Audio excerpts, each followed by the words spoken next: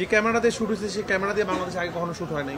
ইন্ডিয়াতে খুব কম সিনেমা সেটাতে হয়, মানে ভাড়া কিন্তু পাওয়া যায় না, এগুলো সাধারণ শুটিংয়ে ভাড়া দেয় না, সবার শখের জিনিস। মানে সিনেপ্লেক্স যদি আর 100টা থাকতো 100টাই হাউস পূজায়। তো 1 বছর পর পর সিনেমার উৎসব করে লাভ নেই। সুরঙ্গতের উৎসব হয়েছিল, আবার এখন তুফানে হচ্ছে। কারণ কালকে আমরা আড্ডা দিচ্ছিলাম, তো একজন বলছিল ভাইয়া একটা ফ্রেন্ড যে প্রথম তুফান শুনে উনি কীভাবে রাজি হইলো, এত বড় গল্প শুনে কীভাবে বুঝলো যে এটা এরকম হবে। কারণ একটা গল্প শুনে যে ভেবে ফেলা একটা প্রডিউসারের যে এটা এরকম বিচার হতে যাচ্ছে, এটা একটা প্রডিউসারের গুণ।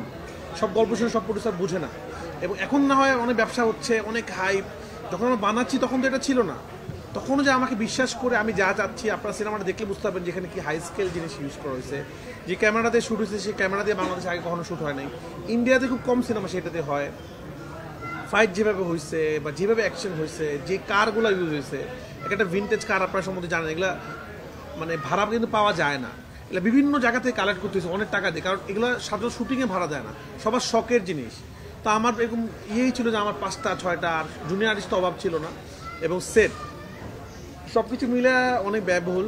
তো আমি প্রডিউসারদেরকে ধন্যবাদ দিতে চাই, তারা আসলে আমার সব আবদার রেখেছে।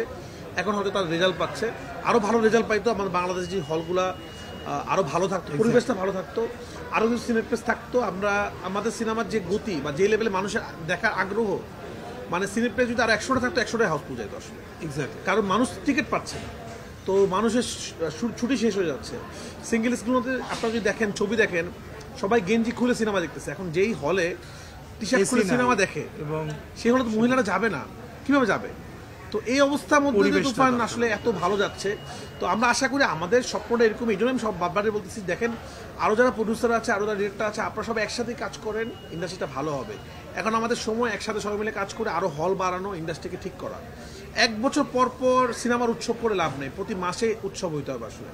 সুরঙ্গতের উৎসব হয়েছিল, আবার এখন তুফানে হচ্ছে। ঈদ বাদেও সিনেমা আসছে, তো উৎসবটা হইতে গেলে কি হবে, আমাদের সবার এক হইতে হবে। এখন এই যে একজনকে আরেকজন টাটারে এটা বন্ধ করলে আমাদের দেশ ঠিক হয়ে যাবে, এবং হলগুলোতে বক্স অফিস হিসাব করতে হবে। আমি সারাদিন থেকে হিসাব করতেছি, আমি কি ব্যাপার, তুফান হিট আপনি উল্লাস করেন, উৎসব করেন, উনি সারাদিন এই হলে কি অবস্থা হিসাব করা।